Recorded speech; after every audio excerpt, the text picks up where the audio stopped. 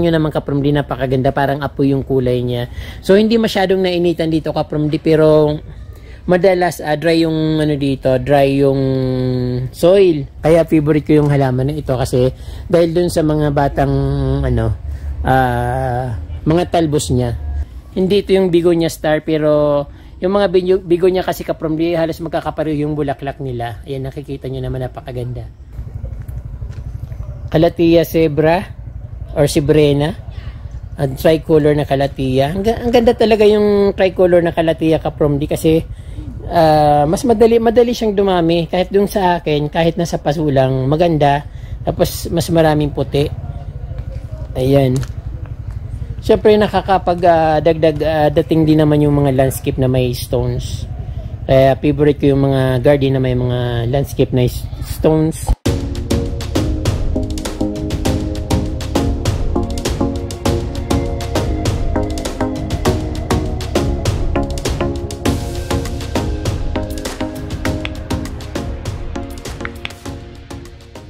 Hello mga Kapramdi, magandang araw po sa inyong lahat at welcome back sa Certified Kapramdi channel. Kung bago lang po kayo sa aking YouTube channel, huwag niyo pong kalimutan mag-subscribe at pindutin po yung notification bell para updated po kayo sa aking mga bagong post na videos. Ngayon po mga Kapramdi, nandito po ako sa Camp John Hay dito sa Baguio City. Siyempre, hindi ko naman pinapalampas yung mga oras na habang nandito ako at siyempre sinasamantala ko yung pagkakataon dahil nakakalibre ako. So kaya ayan Kapramdi, at ayaw kong masayang yung oras ko kaya kumukuha na rin ako ng mga videos habang nandito ako. So ayan po mga Kapramdi, papakita ko po sa inyo yung napakagandang Camp John Hay dito sa may Liberty, sa taas lang ng Manor Hotel. So ayan, siyempre napaka cozy dito at napakalinis, napakasarap ng hangin at siyempre pag masarap yung hangin, malamig at ayun, ang sarap mamasyal dito lalo't pag gusto magmuni-muni, mag-isa ka lang. So mas feel ko nga yung nag-iisa lang ako lagi kasi masarap ang feeling, walang maingay. Mas gusto kong nakikita yung mga nakapaligid na mga pine trees, mga halaman. So very refreshing. Kaya yung Kapramdi, papakita ko sa inyo. At syempre, huwag niyong kalimutan mag-subscribe at pindutin po yung notification bell. So tara, mamasyal po tayo dito sa Camp John Hay, Liberty side. So ayun Kapramdi, may nakita nga akong napakagandang crouton dito. Very orange. Hindi ko ma-explain ko nung kulay niya, pero parang pula na orange. Eh nakikita nga dito Kapramdi. So malayo pa lang kitang-kita na siya kasi napakaganda ng kulay niya. So maganda pala Kapramdi dito yung crouton. And dito doon sa amin sa Bicol, ang kulay nito parang maitim-itim na may pula, tapos dark green. Pero dito tingnan nyo naman Kapramdi, napakaganda, parang apoy yung kulay niya. So hindi masyadong nainitan dito Kapramdi, pero madalas dry yung ano dito, dry yung soil. So ayan, napakaganda ng crouton dito sa Baguio City. Tapos napakarami syempre yung magandang halaman. Ayan, nakikita nyo yung parang lemon lime na kahoy halaman. So lumalaki rin ito, maganda itong tingnan Kapramdi kapag nasa malayo kasi iba yung kulay niya, maaliwalas, maliwanag tingnan. Alam ko ito is lemon lime. So ayan, napakaganda ng kulay niya. Yung kapaligiran niya, ang kapaligiran dito siyempre maayos, malinis, wala pang masyadong tao kasi hindi naman ngayon bakasyon time. So pag pupunta dito medyo mas magandang ganitong panahon, weekdays. Pag weekend kasi maraming tao dito, puno-puno palagi. So mas maganda pumunta dito weekdays para masulo nyo yung mga lugar na gusto nyo puntahan. Pero marami rin naman Kapramdi na minsan nagkakasabay-sabay yung pumupunta dito, kaya minsan crowded masyado yung yung place dito sa Baguio City. So galing na rin ako dun sa Stone King Dam. Maraming tao dun pero parang ang init ng dating. Mainit yung araw. Tapos dito compare dito sa John Hay, napakasarap ng pakiramdam kahit hindi masyadong mahangin. Very calm, pero yung hangin nararamdaman, ay yung lamig nararamdaman mo pa rin na very refreshing. So ayun yung mga dito garden, may stones. Pero napapansin ko kaprom di, kasi nung una kong punta dito mga late 1990s, first time ko makapunta dito sa Baguio, pero hindi naman ako nakapamasyal dito sa mga ganitong lugar, Camp Yanhe, sa mga pasyalan dito. Doon lang talaga kami sa may Bornham, kasi sumama lang ako noon, that time batang bata pa ako noon, parang sinama lang ako ng friend ko. Di na yun, enjoy ako noon kasi nakikita ko yung kapaligiran, napakaganda, punong-puno ng bulaklak, tapos hindi masyadong crowded. Ano pa nga nung kaprom di, mahal na araw.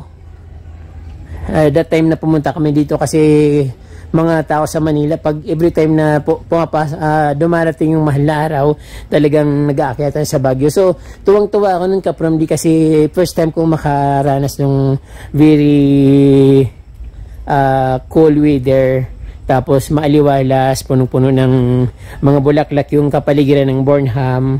Pero dito sa lugar na to, hindi ko alam kung anong itsura ng lugar na ito that time, mga late 1990s, late 90s. So ngayon kasi kaprom di, parang nabawasan na yung mga halaman. So ang na dito, yung parang tinatarget na lang dito yung weather condition na malamig, hindi na yung mga halaman na magaganda. Pero magaganda pa rin naman, but unlike before na talagang maganda. Pero hindi ko alam kung anong itsura dito sa Yanhe noon, kasi nasa Bornham lang kami. Ang maraming mga halaman dito kaprom din na mga hydrangeas, magaganda yung bulaklak niya. Hydrangea or hydrangeas, mga ganyan. Pero kukunti yung bulaklak niya, pero siguro kung nagsabay-sabay siyang mag-flower, napakaganda nito kasi naka-arrange siya eh.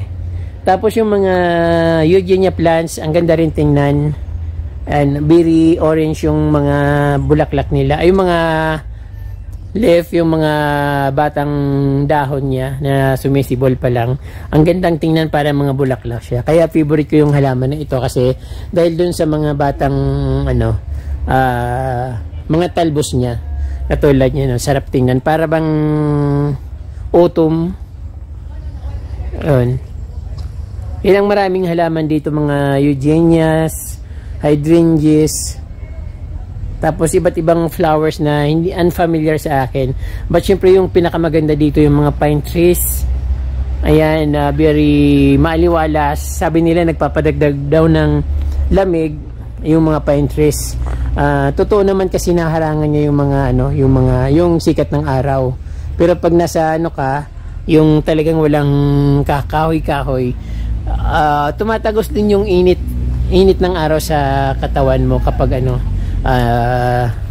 maaraw. Pero yung dito, weather condition pa rin, syempre maganda, masarap sa pakiramdam. So this is Liberty. Ayan, Liberty dito sa Camp Yanhe. Marami rin kainan dito sa bandang baba. May mga tiangge, kung mahilig kayong mamili, may tiangge, may mga kainan. May rin dito, may trailing, kung gusto niyo mag-trailing dito sa lugar na ito, pupunta lang kayo dun sa mismong bandang baba. So hindi lang pala yung kapromding, hindi lang pala isang kruton yung nandito, kasi ang ganda ng kulay nila, kapansin-pansin.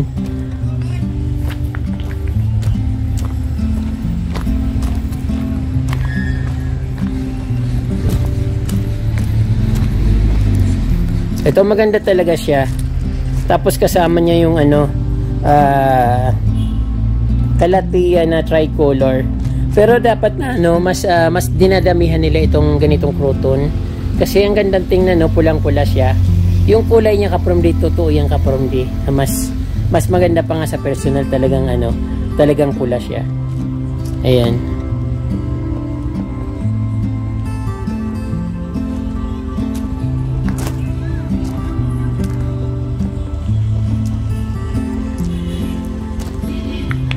Agave, pero ibang dating niya, parang nagkukulay, maitim-itim na parang kulay blue. Then yung croutons, maganda talaga crouton yung Kaprom di kahit saan. Pero talagang maganda yung crouton dito kahit na malamig. So akala ko kapag malamig hindi siya gumaganda, pero mas maganda pa dito. Kaya lang dapat siguro mas mas medyo dry talaga yung soil. Ayaw niya na masyadong na medyo basa masyado. Sa amin basa masyado yung yung soil doon. Pero matataba yung yung mga croutons. Dito naman mas lumilitaw yung kulay. Meron din akong nakitang begonias dito. So anong halaman kayo ito, Kaprom D? Meron din iba't ibang halaman. Yung mga plants dito, Kaprom D, kasi napakaraming pine trees. So hindi talaga masyadong tumataba dahil natatalo sila ng mga pine trees. Nasa ilalim kasi sila ng mga pine trees na malalaki, kaya yung mga halaman medyo payat. So begonia, ang daming bulaklak. Hindi ito yung begonia star, pero yung mga begonia kasi, Kaprom D, halos magkakapareho yung bulaklak nila. Ayan, nakikita nyo naman, napakaganda. Ayan. Meron pang isa dito, nakaganda oh. Ayun, pinong-pino yung dahon niya at glossy. Yung iba't ibang halaman, hindi sila naka yung begonia naka direct soil, may mga pipirom niya pa doon sa ilalim. Tapos ito naman parang nakalagay lang sa pot, hindi nila direct soil, hindi tinanim sa mismo sa lupa. Then mga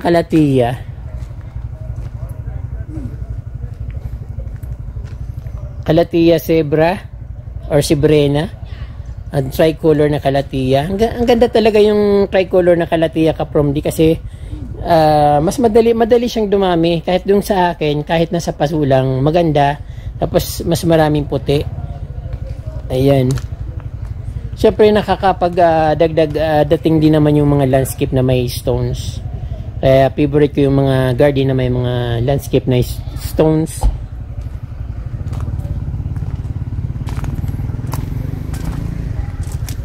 Ito naman, parang rambutan. May bunga siya na parang rambutan.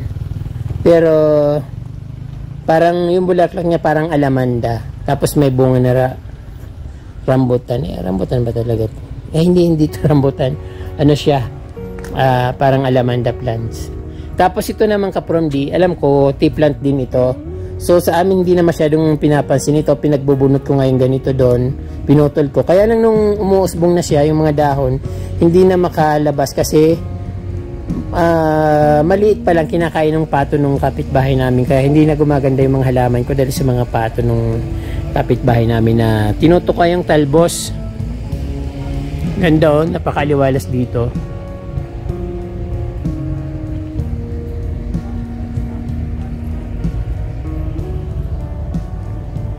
John Hay Management Corporation.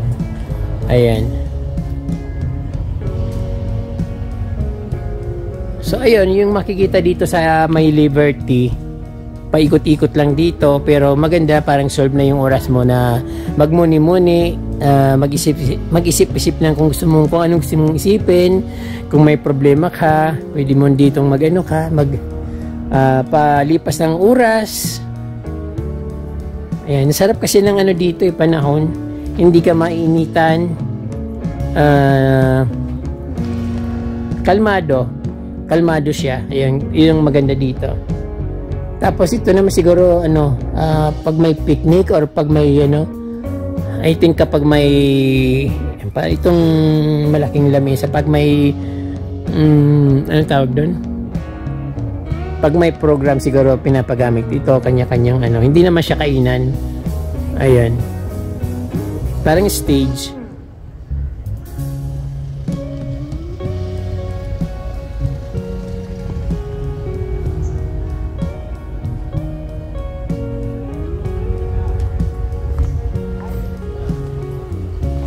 Tapos ayan, maraming tao dito, Kaprom D, na pumupunta. Kaya lang malaki itong camp dyan, kaya hindi siya masyado kagad napupuno.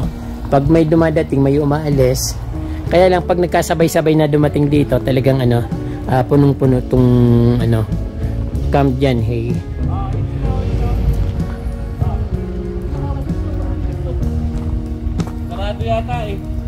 Parang ulan, no? Ayan ng mga halaman dito.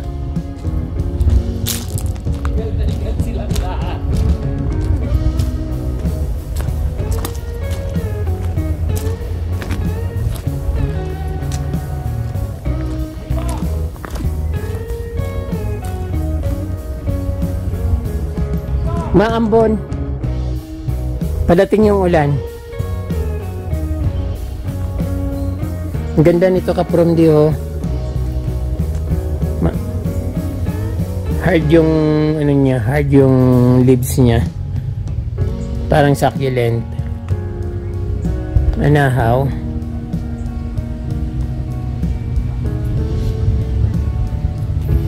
Wow, may alamaris. Alamaris ba yun? Calamaris. Pula siguro to. Ang ganda oh. Calamaris. Nakalimutan ko na yung pangalan niya. Pero parang something ganon.